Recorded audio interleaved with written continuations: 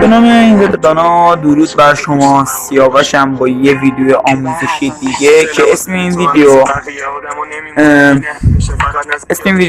3 ایدار معتبر و لیست شده یه تلگرام هستش که اگر از یوتیوب نگاه میکنید این ویدیو رو به داخل چنل اونجا میتونید همین اسمی که گفتم میتونید ببینید و روی ویدیو ضربه بزنید نگاه کنید مشاهده کنید. اگر از این اسکرین نگاه میکنید یکم کار سخت تره.